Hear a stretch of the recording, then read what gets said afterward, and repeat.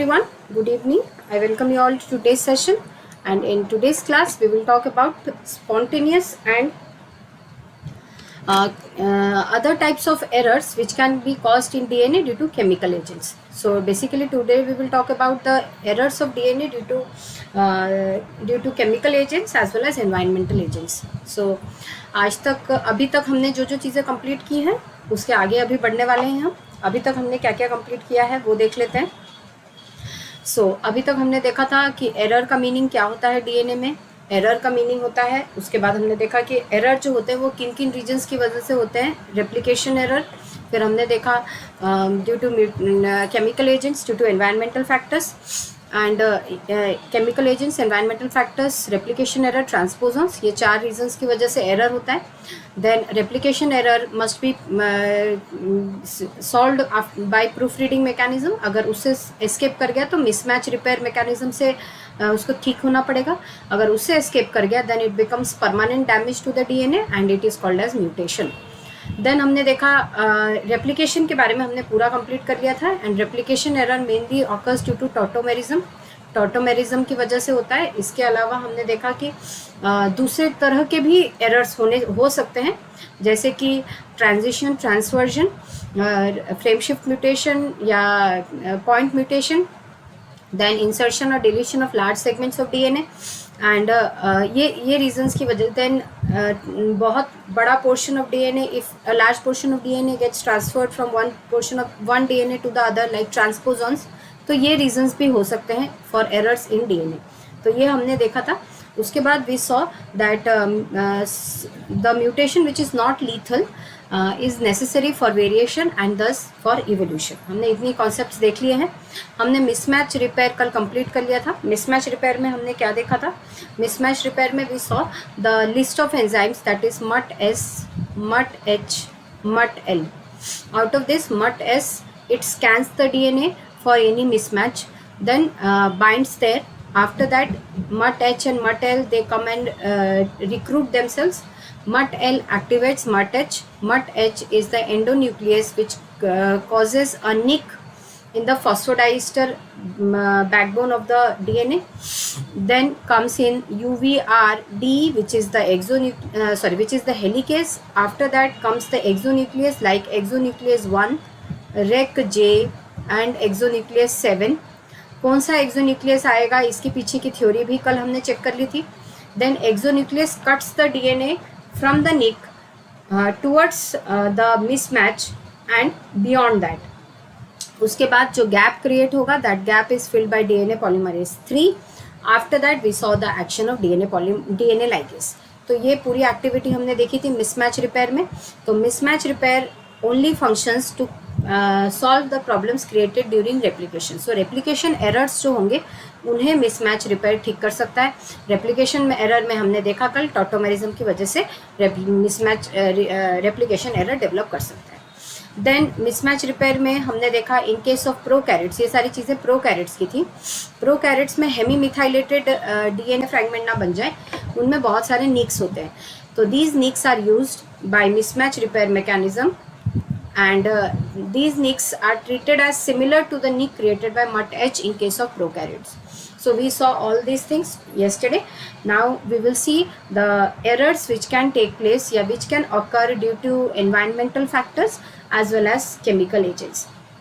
तो आज इन दोनों चीज़ों को कंप्लीट करने के बाद में इनके रिपेयर मैकेनिज्म्स को we will start. Okay. So good evening Jahnavi बेटा, पूरब बेटा. यस बेटा, my YouTube lectures are sufficient for the chapters which मैंने जो कराए हैं उतने चैप्टर्स जो भी मेरे लेक्चर्स हैं वो सफिशिएंट है. इनफैक्ट मोर देन सफिशिएंट है. आप इसके अलावा सॉल्व करेंगे क्वेश्चंस तो आपको एक्स्ट्रा नॉलेज भी मिल जाएगा. तो आप मेरे लेक्चर्स के अलावा प्रीवियस ईयर क्वेश्चंस जो मैंने करवाए हैं, मैं करवाई हूँ लेकिन एक आध कभी कभी छूट जाता है जो मैं बाद में देखती हूँ कि ये रह गया. तो अगर मेरे प्रीवियस ईयर क्वेश्चंस प्रैक्टिस कर लिए हैं, इसके अलावा भी आप एक बार सारे प्रीवियस ईयर क्वेश्चंस को एक बार गो थ्रू हो जाएंगे कि कहीं जो चैप्टर मैंने पढ़ा है उसका कोई क्वेश्चन छूट तो नहीं गया है. एक बार ये भी देख लेंगे. तो उसके अलावा मेरे सारे लेक्चर्स सफिशिएंट हैं जो चैप्टर्स आप मुझसे पढ़ेंगे. ठीक है. सो ये चीज़ें हमने कंप्लीट कर ली हैं. तो अभी हमें एनवायरमेंटल एंड केमिकल एजेंट्स के बारे में देखना है. Now let me tell you something about Unacademy. Unacademy is the largest platform where you can join to clear CSI NET entrance exam. My code is Shell K10, which you can use for maximum benefit. अच्छा पूरा बेटा numericals, हाँ genetics में पहले अगर करेंगे हम तो न्यूमेरिकल्स ही करेंगे. उसमें प्रोबेबिलिटी और कैसे नॉर्मली सारे क्वेश्चंस को सॉल्व किया जा सकता है, किस मेथड को यूज़ करके. उसमें बहुत सारे ऐसे मेथड्स हैं जो आपको पीयर्स में बहुत अच्छे से मिल जाएगा. हम करेंगे ये चैप्टर ख़त्म होने के बाद में. अभी डीएनए रिपेयर हो रहा है, ख़त्म हो जाएगा 26-27 के आसपास में. Then recombination and transposons and DNA packaging, ये 3 कंप्लीट के बाद में मैं सोच यही रही हूँ कि जेनेटिक्स का पोर्शन स्टार्ट करूँ. ठीक है, तो CSI नेट एंट्रेंस एग्जाम के लिए मेरा कोड है शेल K10. अगर आप ये यूज़ करेंगे तो आपको मैक्सिमम बेनिफिट मिलेगा इस प्लेटफॉर्म पे. आपको पता होगा अनअकैडमी की लर्नर्स ऐप अवेलेबल है, आप इसको डाउनलोड कर सकते हैं प्ले स्टोर से. और इसे डाउनलोड करने के बाद में you will get many free products. The free products include special classes which are absolutely free and they are done live. आप बाद में उसका रिकॉर्डेड वर्जन भी देख सकते हैं. अच्छा, एक सेशन टाइप फॉर न्यूमेरिकल्स एस्ट्रिंग molecular biology. Okay, I will try पूरा. ठीक है, प्रीवियस ईयर क्वेश्चंस न्यूमेरिकल्स, हाँ बेटा मैंने जितने इन चैप्टर्स रिलेटेड है मैंने करवाए हैं प्रीवियस ईयर क्वेश्चंस में. अगर न्यूमेरिकल्स आते हैं तो रेयरली आता है. रेप्लिकेशन में खाली रेप्लिकेशन टाइम दिया जाता है. बैक्टीरिया का केस में क्वेश्चन पूछा गया है, वो मैंने करवाया है. ग्राफिकल क्वेश्चंस काफ़ी करवाए हैं. तो अगर सिर्फ मॉलिक्यूलर बायोलॉजी की बात करेंगे तो फिर मैं ट्राई करूँगी, लेकिन जेनेटिक्स ये 90% है कि इस चैप्टर के बाद मैं जेनेटिक्स ही स्टार्ट करूँगी. ठीक है बेटा. So special classes are live and recorded version भी आपको मिल जाएगा इसका. तो आपको जब ऐप डाउनलोड करेंगे उसमें आपको स्पेशल क्लासेस, टेस्ट और क्विज़, ये सारी चीज़ें मिलेंगी जो कि फ्री हैं. मेरे स्पेशल क्लासेस देखने के लिए आपको मेरा कोड ही यूज़ करना पड़ेगा. आप ऐप डाउनलोड करके मेरा कोड यूज़ करके ही मेरी क्लासेस को अनलॉक कर सकते हैं. एंड मैंने वहाँ पे पढ़ाया है नर्वस सिस्टम कंप्लीट करवा दिया है. बहुत सारे chemistry related, biochemistry related topics, proteins, ये सारी चीज़ें वहाँ पे कंप्लीट कराई हैं. आप उन क्लासेस को देखने के लिए एनिमल बिहेवियर, इसके टॉपिक्स करवाए हैं. आप मेरा कोड यूज़ कर सकते हैं शेल K10. आज ही डाउनलोड कीजिए ऐप को, ये कोड यूज़ कीजिए और सारे क्लासेस आप मेरी देख पाएंगे. वेडनेसडे को, कमिंग वेडनेसडे को फिर से बहुत सारी स्पेशल क्लासेस होंगी ऐप पे. ठीक है, इसके अलावा अगर आपको मेरी यूट्यूब की सेशंस अच्छी लगती है एंड दूसरे एडुकेटर्स की एंड ऐप के भी सेशंस अच्छे लगते हैं and you want proper guidance and revision, test, quiz, तो आप सब्सक्रिप्शन ले सकते हैं. 2 तरह की सब्सक्रिप्शन है, प्लस एंड आइकॉनिक.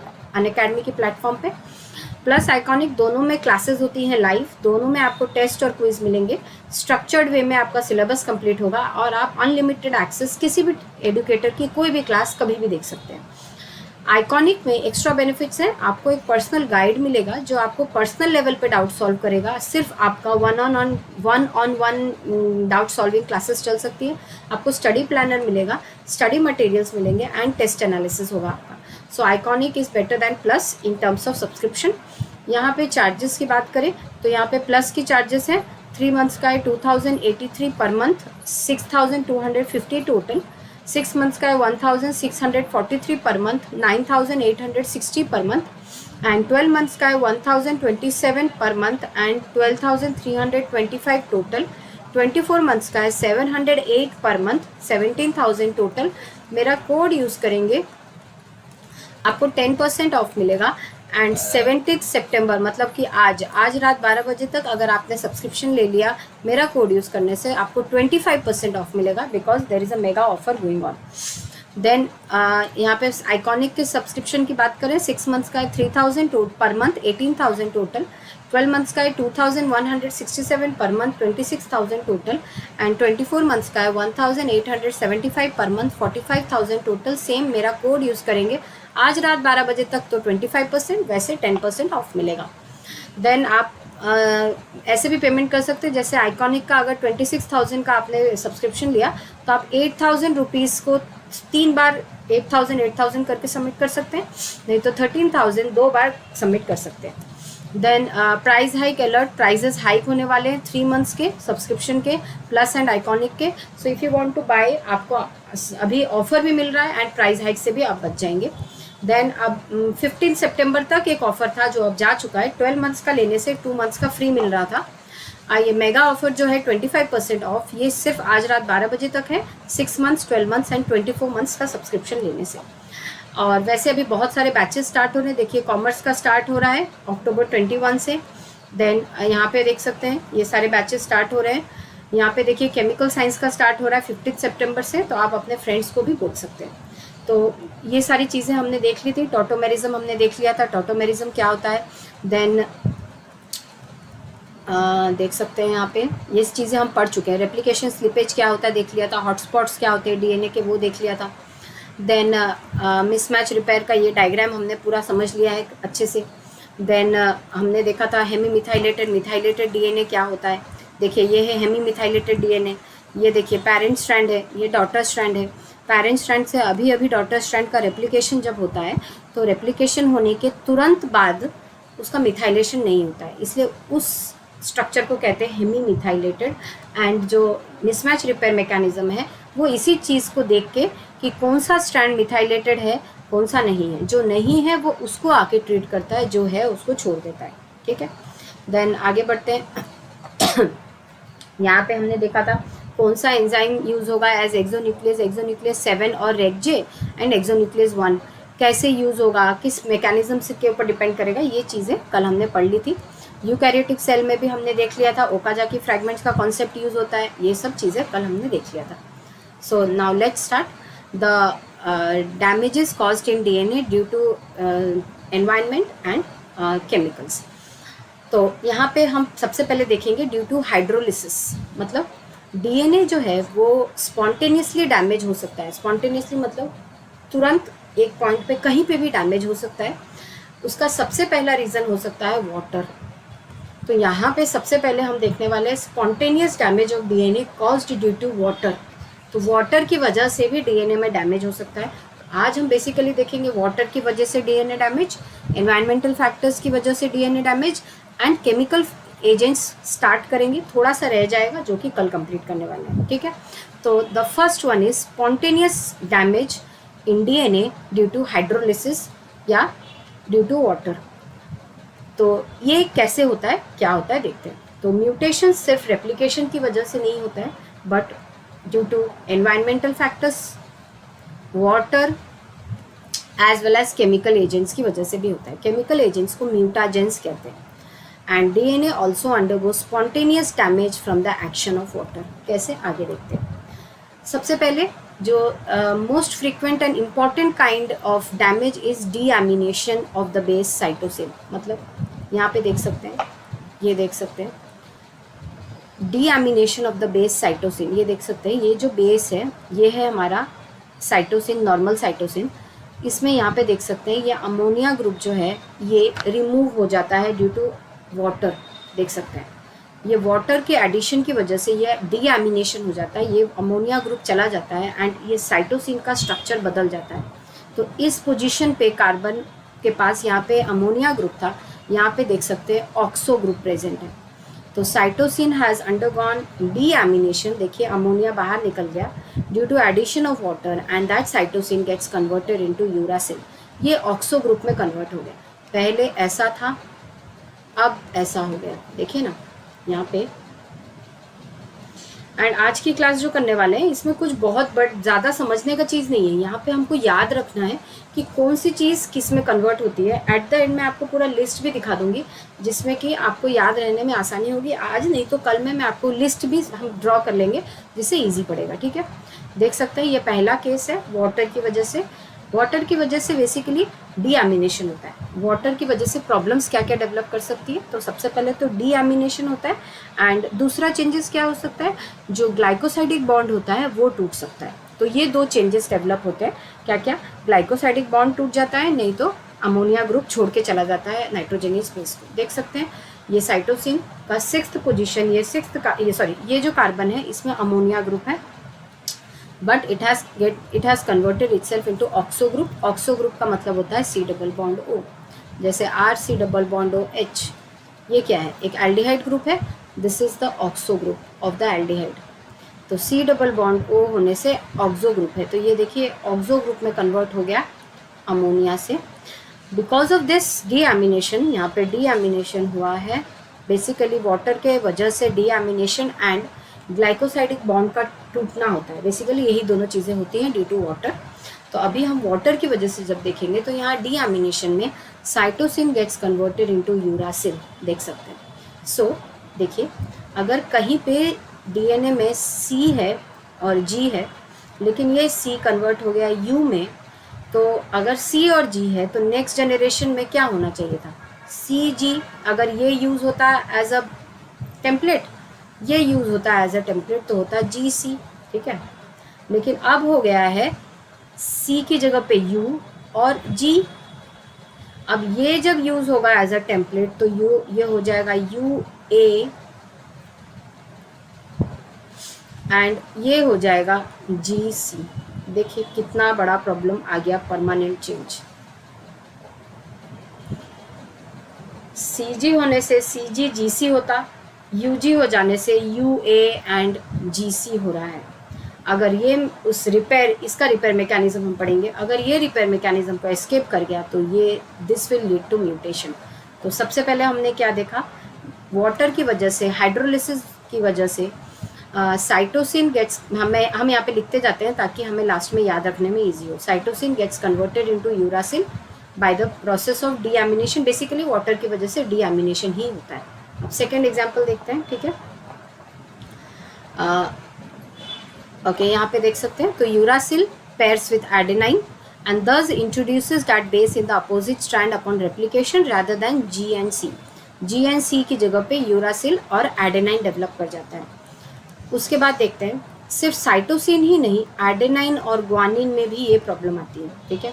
देख सकते हैं क्या क्या होता है, ध्यान देंगे, this is very important. Adenine, और यहाँ से क्वेश्चन आ सकता है, adenine gets converted to hypoxanthine and guanine gets converted into xanthine. देख सकते हैं आप लोग, the adenine gets converted into hypoxanthine, guanine gets converted into xanthine, and इसके अलावा N ग्लाइकोसाइडिक का, ग्लाइकोसाइल बॉन्ड का लिंकेज जो है, बॉन्ड जो है वो भी टूट जाता है, जिसकी वजह से A बेसिक साइट डेवलप करता है। सब चीज़ें हम देखेंगे, डोंट वरी। सबसे पहले तो cytosine gets converted into uracil, ये हो गया। उसके बाद था adenine gets converted into hypoxanthine, third guanine gets converted into xanthine, fourth glycosidic bond मैंने बोला जो टूट जाता है वो लिख रही हूँ, glycosidic bond breaks and leads to abasic site. सब चीज़ एक एक करके समझेंगे, पहले लिख लेते हैं, ठीक है। तो cytosine gets converted into uracil, अच्छा, untold ma'am you to DNA में होता है, यस बेटा, जानवी बेटा, यूरासिल का यही स्ट्रक्चर है, ये उसमें कन्वर्ट क्यों नहीं होता है वो नहीं है रीज़न, ये यूरासिल है, ये यूरासिल का स्ट्रक्चर है, ठीक है। तो जो साइटोसिन और यूरासिल में फ़र्क ही इतना होता है कि साइटोसिन में अमीनो ग्रुप होता है और वहाँ पे यूरासिल में ऑक्सो ग्रुप होता है। तो जो साइटोसिन होता है वो यूरासिल स्ट्रक्चर में कन्वर्ट हो जाता है, यूरासिल ऐसा ही दिखता है, ठीक है। एंड अनटोल्ड, सुनिए बेटा, यूरासिल आरएनए में होता है, लेकिन अगर वाटर की वजह से डीएनए में कोई डैमेज आ जाता है तो वाटर अगर साइटोसिन को डैमेज करने के लिए उतर जाता है तो साइटोसिन को यूरासिल में कन्वर्ट कर देता है, which is a damage in DNA, which is an error in DNA, ठीक है, वो नेचुरल नहीं है, ठीक है। एंड इसी वजह से ही यहाँ पे मैं बोलूँगी, आगे है वो पॉइंट, मैं यही बोल देती हूँ, आपने बोला है तो, इसी वजह से डीएनए में यूरासिल नहीं होता है बेटा, क्योंकि अगर डीएनए में नेचुरली यूरासिल है, ध्यान देंगे, अगर डीएनए में नेचुरली यूरासिल होता तो ये जो साइटोसिन यूरासिल में कन्वर्ट हो गया ड्यू टू डीएमिनेशन, तो क्या होता, जो डीएनए रिपेयर मैकेनिज्म हम पढ़ेंगे जो कि इसको ठीक करता है, वो डीएनए रिपेयर मैकेनिज्म ये पहचान ही नहीं पाता कि नेचुरल यूरासिल कौन सा है और गलत यूरासिल कौन सा है। इसीलिए डीएनए में यूरासिल ही नहीं होता है, क्योंकि साइटोसिन सबसे कॉमन कन्वर्जन है यूरासिल से, this is the most common conversion. Cytosine सबसे ईजिली कन्वर्ट हो जाता है यूरासिल में, क्योंकि देखिए एडेनाइन अगर डीएमिनेशन हुआ तो वो हाइपोजैंथिन में कन्वर्ट हुआ, ग्वानिन कन्वर्ट हो गया जैंथिन में, लेकिन साइटोसिन एक ऐसा नाइट्रोजीनियस बेस है जिसके डीएमिनेशन की वजह से वो दूसरे नाइट्रोजीनियस बेस में कन्वर्ट हो गया। हाइपोजैंथिन और जैंथिन कोई नेचुरल नाइट्रोजीनियस बेस नहीं है, लेकिन साइटोसिन नेचुरली यूरासिल में कन्वर्ट हो जाता है, विच इज़ अ प्रॉब्लम। इसी वजह से नेचुरली डीएनए में यूरासिल नहीं होता है, क्योंकि अगर किसी एरर की वजह से गलती से कहीं यूरासिल आ गया साइटोसिन की वजह से, तो वो यूरासिल अलग से दिखाई देगा, यूनिक दिखाई देगा डीएनए रिपेयर मैकेनिज्म को, और डीएनए रिपेयर मैकेनिज्म उस यूरासिल को हटा देगा। लेकिन अगर नेचुरली डीएनए में यूरासिल प्रेजेंट होता तो ये जो नया यूरासिल आ गया बाय चांस साइटोसिन से के डीएमिनेशन की वजह से, तो जो डीएनए रिपेयर मैकेनिज्म है वो कैसे समझ पाता कि नकली यूरासिल कौन सा है, असली यूरासिल कौन सा है। This is the reason why DNA does not have uracil, DNA has thymine. I hope समझ में आ रहा है मेरी बात। तो साइटोसिन कन्वर्ट होता है यूरासिल में, एडेनाइन कन्वर्ट होता है हाइपोजैंथिन में, ग्वानाइन कन्वर्ट होता है जैंथिन में ड्यू टू वाटर, ठीक है। एंड ये तीनों होता है due to deamination, and water also breaks the glycosidic linkage, यहाँ देख सकते हैं, and leads to abasic site. सब एक एक करके देखेंगे। सबसे पहले तो साइटोसिन का यूरासिल में कन्वर्जन हो गया, एडेनाइन का हाइपोजैंथिन, ग्वानिन का जैंथिन देखेंगे। यहाँ पे देख लेते हैं ग्लाइकोसाइडिक बॉन्ड टूटने का मतलब देखिए यहाँ पे देखिए ये ग्वानिन है, ठीक है।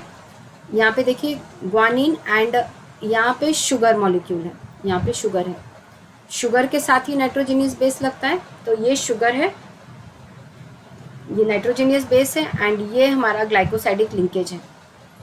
ये ग्लाइकोसाइडिक लिंकेज को कहा जाएगा एन ग्लाइकोसाइडिक बॉन्ड,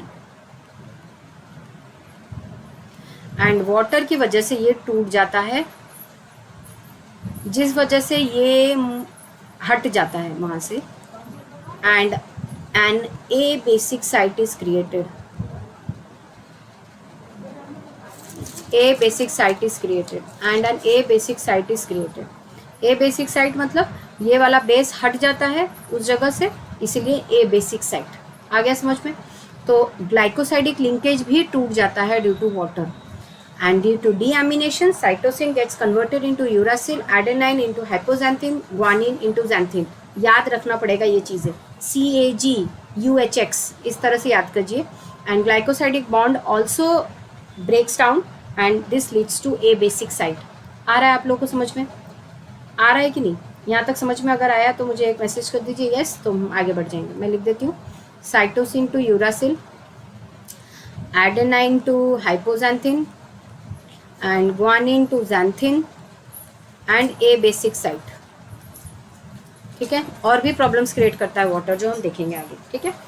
तो ये तीनों है डीएमिनेशन की वजह से, and this is due to glycosidic bond breakage, ठीक है। आगे बढ़ते हैं। अब हाइपोजैंथिन और जैंथिन देख लेते हैं, वो क्या है। देखिए यहाँ पे एडेनाइन है, देखिए ये साइटोसिन है, ये यूरासिल है, साइटोसिन यूरासिल में कन्वर्ट हो जाता है। एंड देखिए यहाँ पे एडेनाइन है, एडेनाइन देखिए हाइपोजैंथिन में कन्वर्ट हो जाता है ड्यू टू डीएमिनेशन। देखिए यहाँ पे अमीनो ग्रुप है, ये हट गया, ऑक्सो ग्रुप आ गया। तो अब एडेनाइन का जो फॉर्म है, जो स्ट्रक्चर है, उसका नाम है हाइपोजैंथिन, जब अमीनो ग्रुप चला जाता है उसके बाद। यहाँ देखिए ग्वानिन में ये अमीनो ग्रुप है। मैंने आपको बताया कि जो भी नाइट्रोजनियस बेसिस है they undergo deamination due to addition of water, deamination due to addition of water. जैसे वाटर ऐड होता है कि डीएमिनेशन हो जाता है उनका। तो यहाँ देख सकते हैं ग्वानिन का ये वाला अमीनो ग्रुप जब हट जाता है, it gets converted into a structure which is called as xanthine. देखिए अमीनो ग्रुप चला गया, ऑक्सो ग्रुप आ गया, अमीनो ग्रुप चला गया, ऑक्सो ग्रुप आ गया।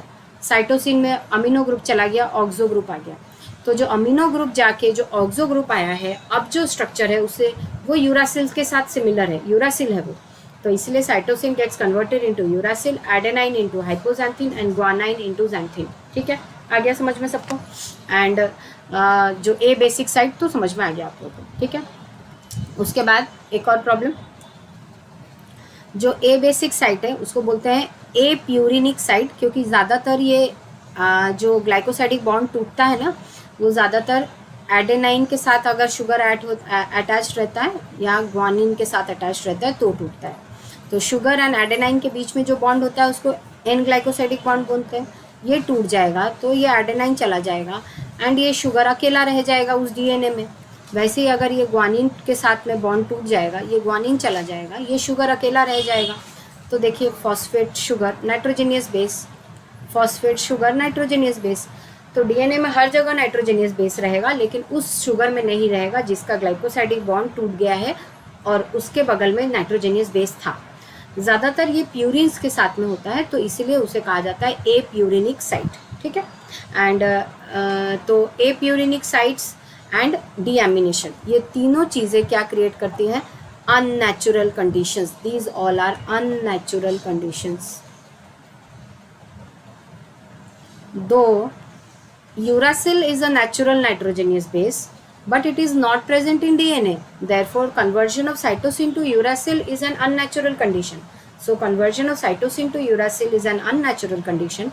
Though uracil is a natural base, conversion of adenine to hypoxanthine, hypoxanthine is an unnatural base. Guanine is also converted to xanthine, is an unnatural base.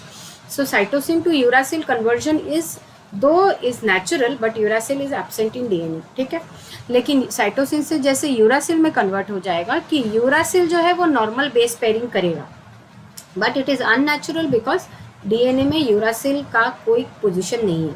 लेकिन हाइपोजैंथिन और जैंथिन these are unnatural basis. ठीक है, and DNA repair mechanism आएगा and it repairs these things. I hope आप लोगों को याद रह गया यहाँ तक. अब उसके बाद में मैंने यहाँ तक बोला कि दीज आर अननेचुरल कंडीशंस. एक कंडीशन होता है जो कि नेचुरल भी होता है.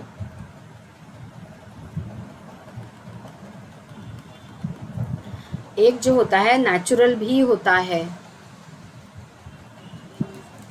यहाँ पे देख सकते हैं क्यों नेचुरल होता है, क्योंकि जिस तरह से कल याद होगा आप लोगों को हमने देखा था प्रोकैरियोट्स में जहाँ पे भी GATC का रिपीटेड सीक्वेंस प्रेजेंट होगा उसके एडेनाइन में मिथाइल ग्रुप ऐड रहता है by the enzyme DNA adenine methylase.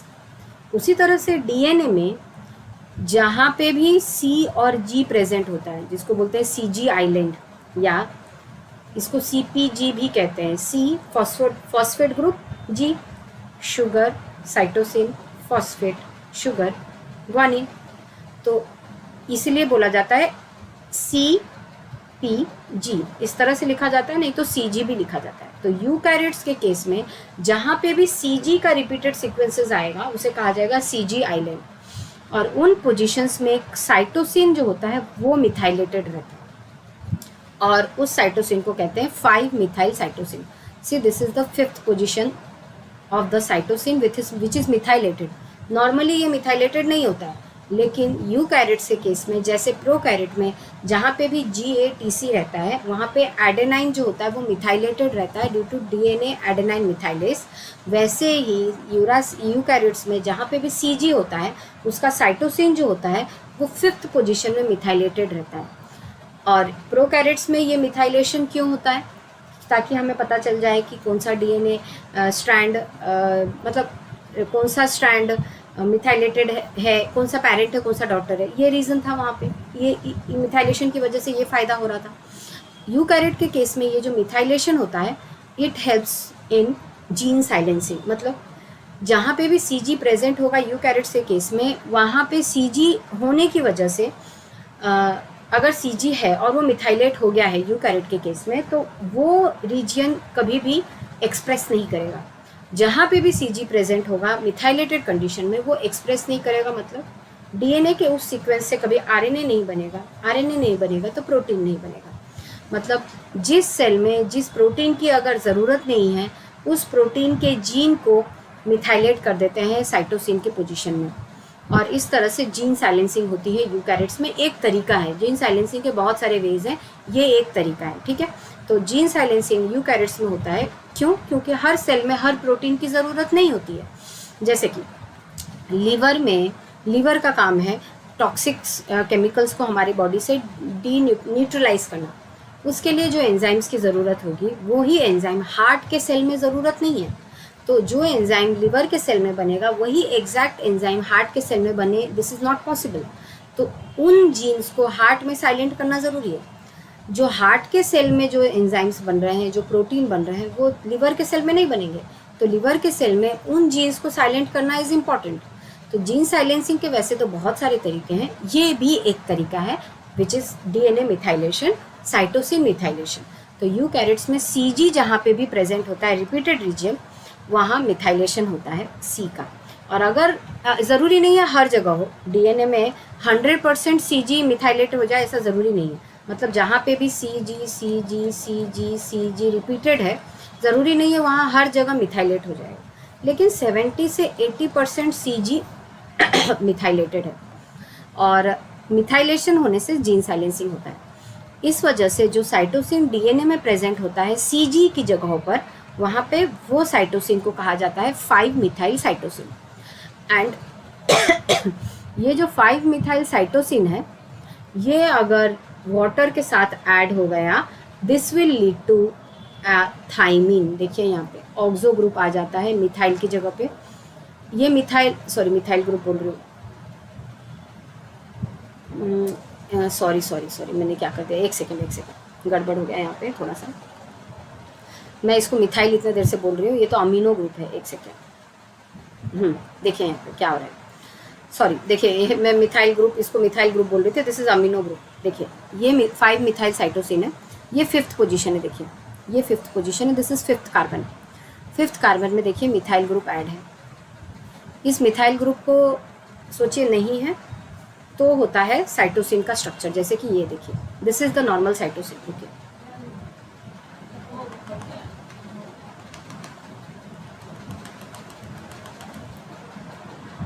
देखिए this is the normal cytosine, this is 5 methyl cytosine. यही साइटोसिन 5th पोजीशन में अगर मिथाइल ऐड हो जाता है, कहाँ पे, जहाँ पे CG प्रेजेंट होता है, तो उसे कहा जाता है 5 मिथाइल साइटोसिन। ये देखिए, ये है नॉर्मल साइटोसिन, ये है 5 मिथाइल साइटोसिन। ठीक है, जहाँ पे भी 5 मिथाइल साइटोसिन है, अगर वहाँ पे वाटर की वजह से कुछ प्रॉब्लम डेवलप किया तो क्या हो जाएगा, 5 मिथाइल साइटोसिन, जैसे कि नॉर्मल साइटोसिन वाटर की वजह से डी एमिनेट हो गया, देखिए अमीनो ग्रुप चला गया और ये ऑक्सो में कन्वर्ट हो गया, एंड नॉर्मल साइटोसिन कन्वर्ट हो गया यूरासिल में। अगर यही 5 मिथाइल साइटोसिन के साथ होगा तो देखिए उसका ये वाला अमीनो ग्रुप चला जाएगा, सेम ऑक्सो ग्रुप में कन्वर्ट हो जाएगा, लेकिन अब जो स्ट्रक्चर बनेगा दैट विल बी थायमिन। देखिए ध्यान से इसको समझने की कोशिश कीजिए।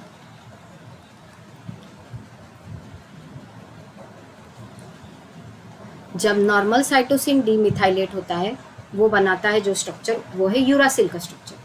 जब 5 मिथाइल साइटोसिन डीएमिनेट होता है, अमीनो ग्रुप चला गया, तो जो नॉर्मल स्ट्रक्चर बनता है वो होता है थायमिन। तो 5 methyl cytosine gets converted into thymine. ठीक है, cytosine gets converted into uracil. तो ये है अननेचुरल कंडीशंस। क्यों, देखिए यूरासिल वैसे तो नेचुरल है, साइटोसिन यूरासिल में कन्वर्ट होना और 5 मिथाइल साइटोसिन का थायमिन में कन्वर्ट होना दोनों नेचुरल है, लेकिन ये यूरासिल कन्वर्जन नेचुरल इसलिए नहीं है क्योंकि डीएनए में यूरासिल नेचुरली नहीं होता है। तो अगर यूरासिल बन गया जो कि एक नेचुरल बेस है, वो एक अननेचुरल कंडीशन है। लेकिन कभी कभी नेचुरल कंडीशंस भी डेवलप करते हैं due to the errors formed from water. कब, जब 5 मिथाइल साइटोसिन थायमिन में कन्वर्ट हो जाता है due to deamination. I hope आप लोगों को समझ में आ रहा है आप लोगों को समझ में आई हो। 5 मिथाइल साइटोसिन क्या है?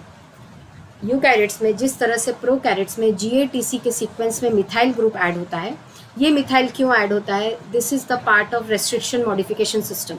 ये अगर अभी रुकिए, सब समझ जाएंगे, फिर मैं यहाँ पे रीज़न बता दूंगी ये क्यों मिथाइलेट हुआ है। यहाँ क्यों मिथाइलेट हुआ है ये बता देती हूँ। जिस तरह से प्रोकैरियोट में GATC का रिपीटेड सीक्वेंस अगर है, GATC, उनका A मिथाइलेट हो जाता है ड्यू टू डैम। रीज़न बता दूंगी, उसका यूज़ क्या है वो हम देख चुके हैं। वैसे ही यूकैरियोट्स में जहाँ पे भी CG प्रेजेंट होता है, मैक्सिमम जगहों पर हमारे DNA में अगर CG प्रेजेंट है, CG, तो उसका C जो है वो मिथाइलेट हो जाता है और ऐसा दिखाई देता है। ये नॉर्मल साइटोसिन है, ये मिथाइलेटेड साइटोसिन है, एंड वो मिथाइल ग्रुप 5th पोजीशन में ऐड होता है। तो this is 5 methyl cytosine, this is normal cytosine.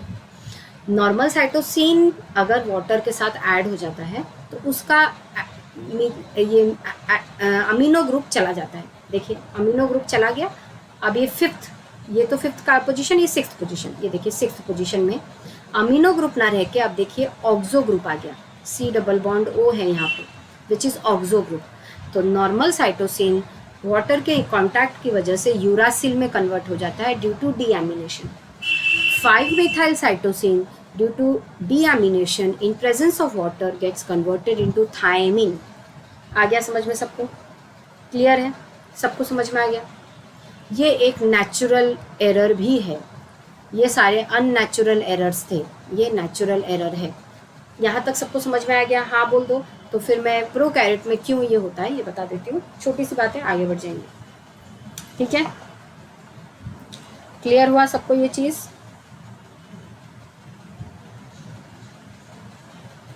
Clear हुआ सबको ये चीज़?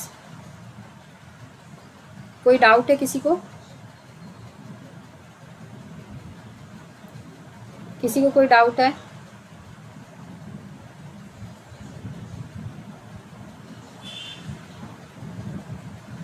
आई होप सबको क्लियर है।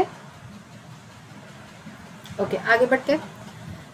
सबको क्लियर है? आई थिंक मैं पूरा स्लाइड क्लियर कर देती हूँ। आपको याद रखना है, साइटोसिन होता है यूरासिल, एडेनाइन होता है हाइपोजैंथीन, ग्वानिन होता है xanthine abasic site, and 5 methyl cytosine convert होता है थाइमिन में। ठीक है, तो CAGUHX and 5 methyl cytosine to thymine. And one more thing, ये जो CG अब हो गया, अब एक्स्ट्रा बातें कर लेते हैं। जो CG होता है इसे बोलते हैं CG आइलैंड, ये जो रिपीटेड सीक्वेंस होता है, या CPG भी कहते हैं। हमने इसके बारे में पहले बहुत बार बातें की हैं। These are mostly present in promoters of gene, ये ज़्यादातर प्रमोटर में प्रेजेंट होते हैं, इसलिए इन्हें मिथाइलेट करने से जीन साइलेंसिंग ईजिली हो जाता है। प्रमोटर क्या होता है सबको पता ही है। अगर ये हमारा जीन है तो ये रीजन जीन के आसपास होता है, जो कि इस जीन से ट्रांसक्रिप्शन किस रेट में होगा या नहीं कंट्रोल करता है। तो ये प्रमोटर रीजन में ज़्यादातर CG होता है। अगर ये इसे ही मिथाइलेट कर देंगे तो प्रमोटर रीजन ही साइलेंट हो गया, तो प्रमोटर ही साइलेंट हो गया तो ट्रांसक्रिप्शन नहीं होगा। ठीक है, एंड प्रोकैरियोट्स में GATC इसलिए मिथाइलेट करते हैं A पोजीशन में, क्योंकि this forms a part of restriction modification system which is, आपको पता ही होगा कि बैक्टीरिया के केस में रेस्ट्रिक्शन एंडोन्यूक्लियस बनता है। Bacteria they naturally produce restriction endonucleases. These are the enzymes which can cut DNA in the middle portions, in the mid portions, जो हम देख चुके हैं अभी। एंडोन्यूक्लियस एक देखा था हमने, कौन सा? मट H which is an endonuclease. देख, याद कीजिए, प्रोकैरियोट में मट H प्रोड्यूस होता था कि नहीं, विच इज़ एन एंडोन्यूक्लियस। इसी तरह से प्रोकैरियोट्स में बहुत सारे नेचुरली एंडोन्यूक्लियसेस प्रेजेंट बनते हैं naturally, which can cleave DNA या cut DNA in the middle portions. अगर यही एंजाइम क्यों बनता है? ये एंजाइम्स इसीलिए बनते हैं ताकि कोई फॉरेन DNA अगर एंटर कर जाए, कोई वायरस अगर किसी बैक्टीरिया पे अटैक कर दे, तो वायरल DNA को बैक्टीरिया का ये जो रेस्ट्रिक्शन एंडोन्यूक्लियसेस जो नेचुरली वो बनाता है, वो वायरल DNA को कट करके उस बैक्टीरिया को बचा ले। ठीक है, अगर यही एंडोन्यूक्लियस वायरल DNA को काट सकता है तो वो खुद के DNA को भी काट सकता है। उसे कैसे पता रहेगा कि ये बैक्टीरिया मेरा है, ये मेरा DNA है और ये वायरस का DNA है? वो बैक्टीरिया के DNA को ना काट सके, इसलिए बैक्टीरिया अपने DNA को मिथाइलेट कर लेता है ताकि रेस्ट्रिक्शन एंडोन्यूक्लियस उसे आइडेंटिफाई ना कर सके। और जैसे वो मिथाइलेट हो जाता है कि रेस्ट्रिक्शन एंडोन्यूक्लियस उसे आइडेंटिफाई नहीं कर पाता है, एंड वो सिर्फ और सिर्फ जाके फॉरेन DNA को कट करता है। तो GATC मिथाइलेट होने की वजह से we get restriction modification system. ये मैंने पहले पढ़ा दिया है, आप मेरे DNA के प्लेलिस्ट वाले वीडियोस को चेक कर सकते हैं। ठीक है, मट H इज एन, बेटा Mut H is a endonuclease, Janvi बेटा। एक्सोन्यूक्लियस का स्ट्रक्चर कल हमने देखा था, Rec J, exonuclease 1 and exonuclease 7 देखा था, 3। एक्सोन्यूक्लियस जो होता है वो DNA के एंड से कट करता है। याद कीजिए, ये DNA था, निक क्रिएट किया था एंडोन्यूक्लियस मट H ने, इस वजह से इस तरह का DNA डेवलप कर गया था। ये देखिए, ये निक, अब ये निक इस तरह से दिखता था, फिर 2 DNA के टुकड़े हो गए थे। अब ये DNA के टुकड़े को इस एंड से कट करके जाएगा एक्सोन्यूक्लियस, या इस एंड से कट करके जाएगा एक्सोन्यूक्लियस, या इस एंड से भी कट करके आ सकता है, या इस एंड से भी कट करके आ सकता है। ठीक है, एक्सोन्यूक्लियस DNA को एंड से कट करके अंदर की तरफ जाते हैं, एंडोन्यूक्लियस DNA को बीच में से कट कर सकते हैं। ठीक है, ठीक है जानवी बेटा, समझ में आ गया? आगे बढ़ते हैं। आई होप यहाँ तक क्लियर हो गया। तो हमने क्या क्या पढ़ा? वाटर की वजह से, सबसे पहली बात तो वाटर की वजह से स्पॉन्टेनियस एरर डेवलप कर जाता है। वाटर की वजह से डीएमिनेशन हो जाता है नाइट्रोजनियस बेसिस का। वाटर की वजह से ग्लाइकोसाइडिक बॉन्ड टूट जाता है शुगर और प्यूरिन्स के बीच में। 3 पॉइंट याद रखना सबसे पहले। नेक्स्ट, वाटर की वजह से cytosine gets converted into uracil, adenine gets converted into hypoxanthine, guanine gets converted into xanthine, and due to breaking down of the n glycosidic bond and जो प्यूरिन है वो शुगर से हट जाता है and that develops a purinic site. These are all unnatural conditions. Natural condition is also found where 5-methyl uracil undergoes deamination to form thiamine. तो ये सारी चीज़ें हमने अभी तक पढ़ी. यहाँ पे आप स्ट्रक्चर देख सकते हैं हाइपोजैंथिन और xanthine का. याद रखेंगे तो काफ़ी बढ़िया रहेगा. इतना ही याद रख लेने से हो जाएगा कि एडेनाइन का ये जो मिथाइल अमीनो ग्रुप है वो हट जाता है, उसकी जगह पे ऑक्सो ग्रुप आ गया. ग्वानिन का अमीनो ग्रुप चला गया, ऑक्सो ग्रुप आ गया. तो आप इस तरह से अगर नाइट्रोजनियस बेसिस का स्ट्रक्चर याद कर लेंगे तो भी आपको हाइपोजैंथिन, xanthine ये सब याद रह जाएगा. ठीक है, तो आगे बढ़ते हैं. ये सब क्लियर हो गया हमारा. आगे बढ़ते हैं. यस जानवी, निक अंदर प्रोड्यूस होता है, इसलिए तो एंडोन्यूक्लियस का मतलब क्या होता है? जो कि डीएनए के अंदर में कट करता है. एक्सोन्यूक्लियस डीएनए के एंड्स में कट करता है. यही तो है एंडोन्यूक्लियस का मतलब. एंडोन्यूक्लियस जो होता है वो डीएनए के अंदर कट करता है, फॉस्फोडाइस्टर बॉन्ड को कट करता है. एक्सोन्यूक्लियस डीएनए को खा जाता है. एक्सोन्यूक्लियस जो होता है वो नाइट्रोजनियस बेसिस को भी हटा देता है, शुगर को हटा देता है, फॉस्फेट बॉन्ड को भी हटा देता है, पूरे डीएनए को ही खा जाता है वो. याद कीजिए उस डायग्राम में निक प्रोड्यूस होने के बाद ऐसा एक प्रॉब्लम आया था. एक्सोन्यूक्लियस जो था उसने डीएनए को छोटा कर दिया था, ये पूरे एरिया को ही हटा दिया था. लेकिन निक जो होता है वो जस्ट फॉस्फोडाइस्टर बॉन्ड को तोड़ता है. ठीक है, एंडोन्यूक्लियस. ठीक है, आ गया समझ में जानवी? एंडोन्यूक्लियस फॉस्फोडाइस्टर बॉन्ड को तोड़ता है, एक्सोन्यूक्लियस पूरे डीएनए को ही खा जाता है उस एरिया के, और वो हमेशा एंड से खाना स्टार्ट करता है. ठीक है, आगे बढ़ते हैं. सो आई होप आप लोगों को सब समझ में आ गया यहाँ तक. ये सारी चीज़ें हैं, मैंने जो भी पढ़ाया है यहाँ पे वही सारी चीज़ें लिखी हैं. यहाँ पे वही चीज़ है, साइटोसिन जो है वो 5-मिथाइल साइटोसिन में कन्वर्ट होता है, CG जहाँ पे भी रहता है, एंड 5-मिथाइल साइटोसिन थाइमिन में कन्वर्ट हो जाता है due to deamination, due to addition of water. ठीक है, आ गया समझ में यहाँ तक? तो यहाँ तक हमने देख लिया error, spontaneous error due to water, ख़त्म. ठीक है, अब हम देखेंगे due to environment and chemicals, दोनों चीज़ देखेंगे अभी से. ठीक, आगे बढ़ते हैं. डीएनए जो है it undergoes easily alkylation, oxidation and radiation. DNA में आसानी से अल्काइल ग्रुप्स ऐड हो जाते हैं. डीएनए के जो नाइट्रोजनियस बेसिस हैं उनमें आसानी से अल्काइल ग्रुप्स ऐड हो जाते हैं, वो आसानी से ऑक्सीडाइज हो जाते हैं, एंड रेडिएशन की वजह से भी उनमें प्रॉब्लम्स डेवलप करती है. Radiations come under environmental factors. ठीक है, याद रखेंगे. Radiations they come under environmental agents, whereas alkylation and oxidation, these two occur due to chemicals. So अभी तक हमने DNA error due to water देख लिया. अब हम देख रहे हैं DNA error due to environment. उसके अंदर radiation आता है. तो radiation जो है it also causes DNA error and it is an environmental factor. And DNA error also occurs due to alkylation and oxidation, and these processes occur due to chemicals. Water की वजह से deamination and N glycosidic bond टूटता है. याद रखेंगे, water की वजह से deamination and N glycosidic bond टूटता है. ठीक है, केमिकल एजेंट्स बहुत सारे हैं, उनकी वजह से अल्काइलेशन, ऑक्सीडेशन नॉर्मली हो जाता है. एंड एनवायरमेंटल फैक्टर्स जैसे कि रेडिएशंस, उनकी वजह से भी एरर आता है डीएनए में. आई होप यहाँ तक सब कुछ क्लियर है तो मैसेज कर दीजिए, आगे बढ़ेंगे फिर इसके बाद. ठीक है, सब क्लियर यहाँ तक?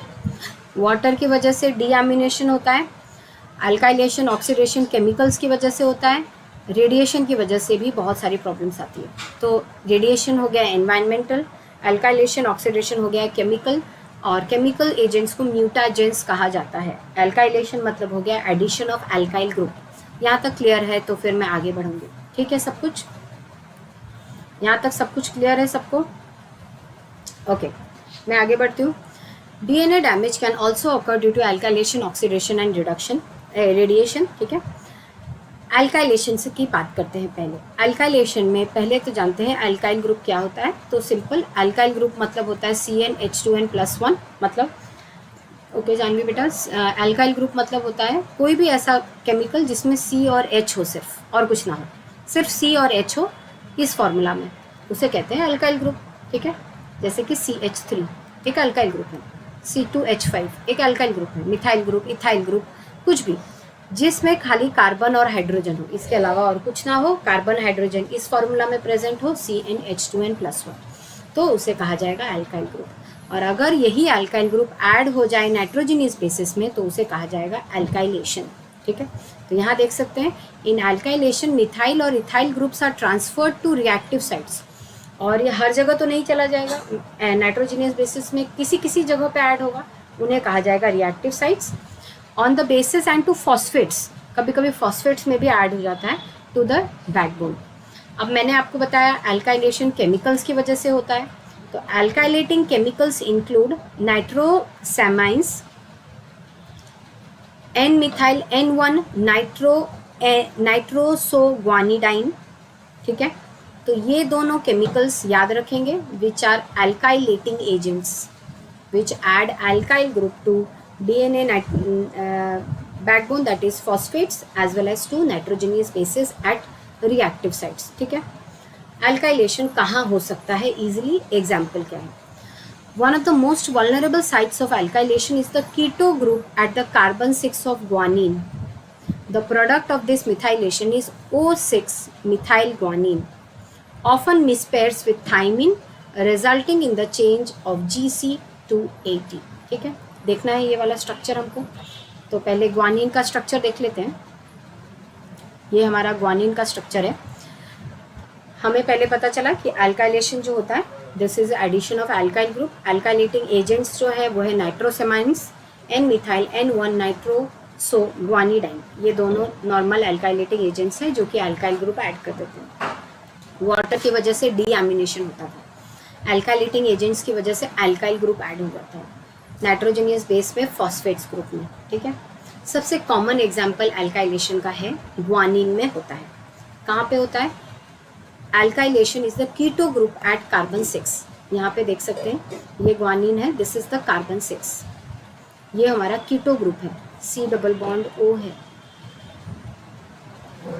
इस तरह से। ये एक कीटो ग्रुप है, oxo group R C double bond O R, यहाँ पे भी कार्बन है, यहाँ पे भी कार्बन है, R R ये दोनों, ये C double bond O, C double bond O होने से ऑक्सो बोलते हैं, और ये ऑक्सो ग्रुप कीटो ग्रुप का पार्ट हो सकता है, R C double bond O H aldehyde group का भी पार्ट हो सकता है। ठीक है, तो यहाँ पे ग्वानिन जो है उसका ये जो 6th पोजीशन है ये सबसे इजीली अल्काइलेट हो जाता है। तो यहाँ पे देख सकते हैं क्या लिखा है, the product of this methylation is O6 methyl guanine, मतलब यहाँ पे आसानी से मिथाइल ग्रुप ऐड हो जाता है, यहाँ पे मिथाइल ग्रुप ऐड हो जाता है। एंड ये जो मिथाइल ग्रुप ऐड होगा इस तरह से दिखेगा, एक सेकेंड ये मैं बनाती हूँ, अलग से स्ट्रक्चर बना के दिखा देती हूँ। आई होप लाइन, मैं थिंक लाई नहीं हूँ, यस लाई नहीं हूँ, तो मैं यहीं पे बना देती हूँ इस तरह से। ठीक है, this is O6 methyl guanine, this is guanine, this occurs due to alkylating agents। I hope आप लोगों को समझ में आ गया। ठीक है, तो देख सकते हैं the product of this methylation is O6 methyl guanine, and ये जो O6 methyl guanine है it pairs with thymine, यहाँ पे प्रॉब्लम्स डेवलप कर जाती है। O6, एक सेकेंड,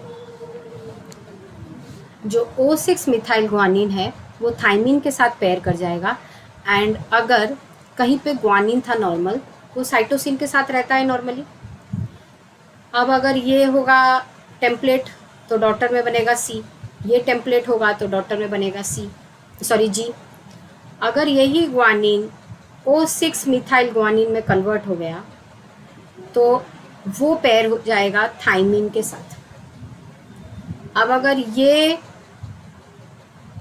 इस एक सेकेंड गड़बड़ हो गया,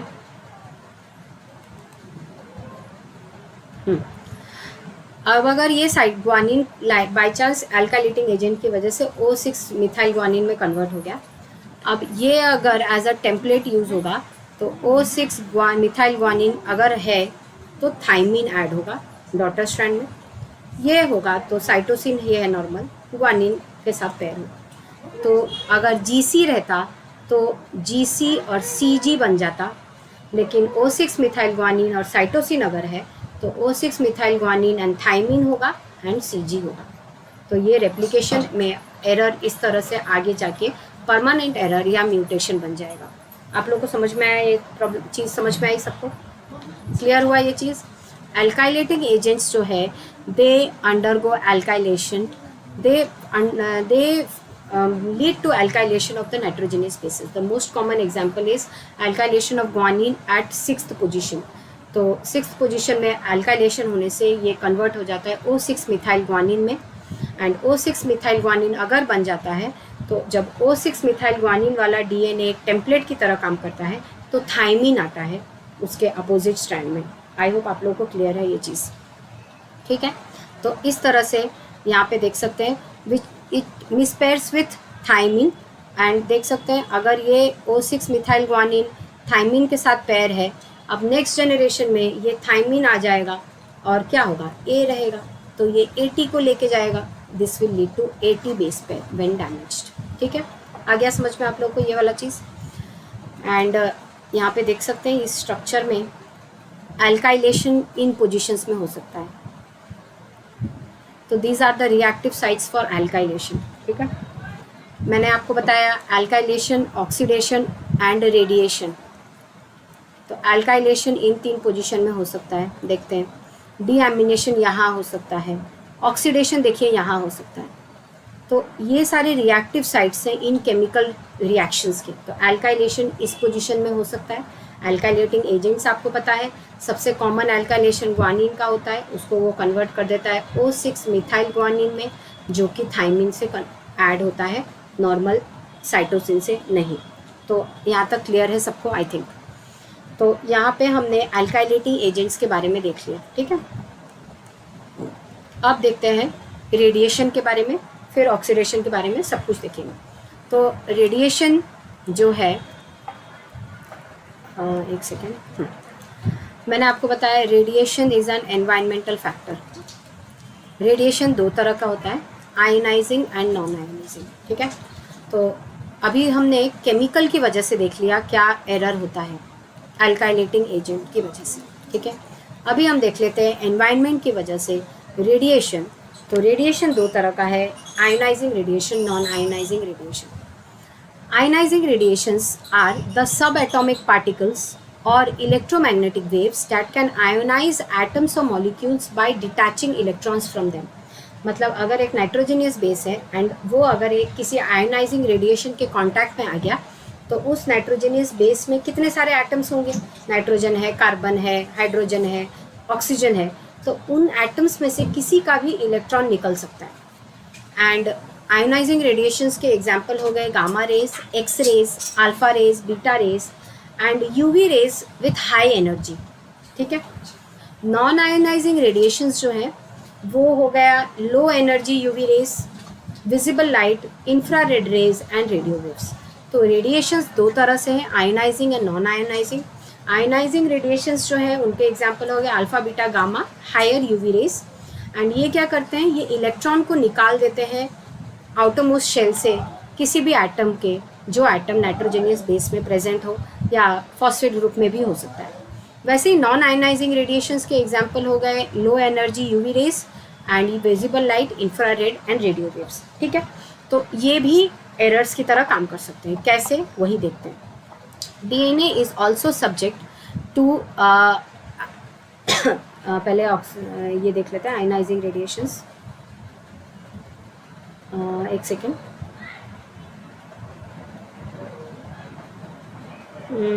ठीक है, रेडिएशन ये हो गया। ठीक है, अब ऑक्सीडाइजिंग एजेंट्स क्या है, अल्काइलेटिंग एजेंट्स तो देख लिया हमने।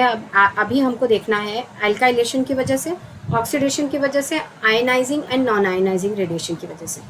तो हम ये चारों चीज़ों को देखेंगे, क्या क्या अल्काइलेशन की वजह से क्या प्रॉब्लम होती है, ऑक्सीडेशन की वजह से क्या होती है, नॉन आयोनाइजिंग रेडिएशन की वजह से क्या होती है, आयोनाइजिंग रेडिएशन की वजह से क्या होता है। पहले हमने देख लिया अल्काइलेशन का पूरा प्रोसेस ही देख लिया। नॉन आयनाइजिंग आयनाइजिंग रेडिएशन का मीनिंग देख लिया, इनकी वजह से क्या होता है देखेंगे। अभी ऑक्सीडाइजिंग एजेंट्स की वजह से क्या होता है वो देखते हैं, ठीक है। DNA is also subject to form reactive oxygen species, मतलब DNA reactive oxygen species ROS की वजह से भी एरर आता है उसमें। These potent oxidising agents call reactive oxygen species. Oxidising agents का एग्जाम्पल हो गया reactive oxygen species O2, H2O2 and OH minus, O2 2 minus, superoxide ion, peroxide ion and OH minus hydroxide ion. ये ions these are called as reactive oxygen species and these act as the oxidizing agents. Alkylating agents का हमने नाम देख लिया, वो कैसे करते हैं वो भी देख लिया। Ionising radiation, non ionising radiation का मीनिंग देख लिया। अब ऑक्सीडाइजिंग एजेंट्स कैसे काम करते हैं वो देखना है।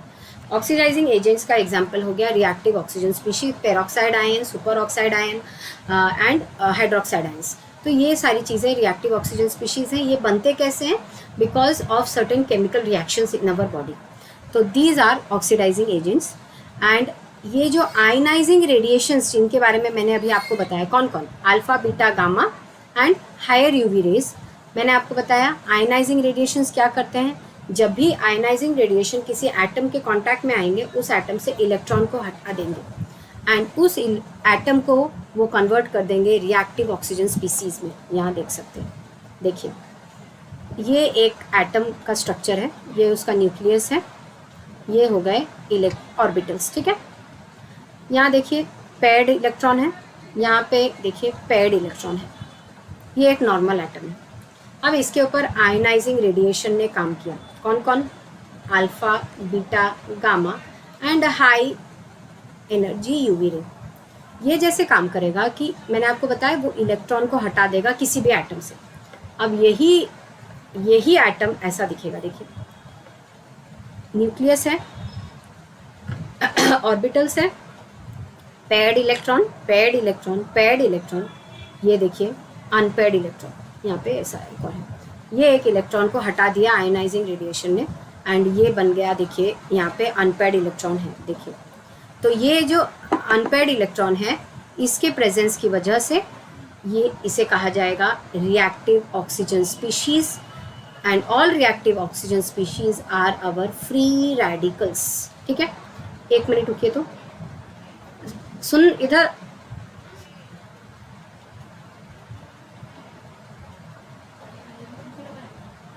डिलीवरी, हाँ तो सॉरी मेरे फ़ोन पे फ़ोन आया था, तो डिलीवरी आने वाला है एक, हाँ। तो मैं अभी क्या बताइए आपको, अगर किसी एटम के कांटेक्ट में आयोनाइजिंग रेडिएशंस आ जाएंगे, कौन कौन से?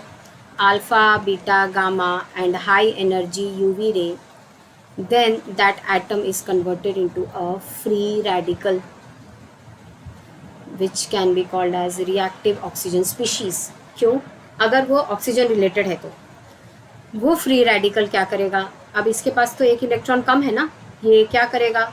ये नॉर्मल किसी भी बॉडी में हमारे दूसरे सेल में कोई भी दूसरे स्ट्रक्चर से कांटेक्ट में आके उनमें जो एटम्स है उनसे इलेक्ट्रॉन खींचने की कोशिश करेगा, ठीक है। तो कोई भी एटम अगर है उसके कांटेक्ट में अगर आयनाइजिंग रेडिएशन आएगा तो वो फ्री रेडिकल में कन्वर्ट हो जाएगा। फ्री रेडिकल का मतलब है एक इलेक्ट्रॉन की कमी, मतलब अनपेयर्ड इलेक्ट्रॉन प्रेजेंट है, ठीक है। सो ये हम ऑक्सीडाइजिंग एजेंट्स का मीनिंग ये है। आयनाइजिंग रेडिएशन का मीनिंग आपको मैंने बता दिया, नॉन आयनाइजिंग रेडिएशन का मीनिंग आपको पता चल गया, अल्काइलेटिंग एजेंट्स का मीनिंग आपको पता चल गया। आज की क्लास में इतना ही। कल हम इस रिलेटेड सारा चीज़ पढ़ेंगे, नॉन आयनाइजिंग रेडिएशन कैसे काम करता है, आयनाइजिंग रेडिएशन कैसे काम करता है एंड केमिकल्स के रिलेशन में और डिटेल में पढ़ेंगे। यहाँ पे देखिए केमिकल्स के रिलेशन में और डिटेल में हम नेक्स्ट क्लास में पढ़ने वाले हैं, ठीक है। So that's all for today's session.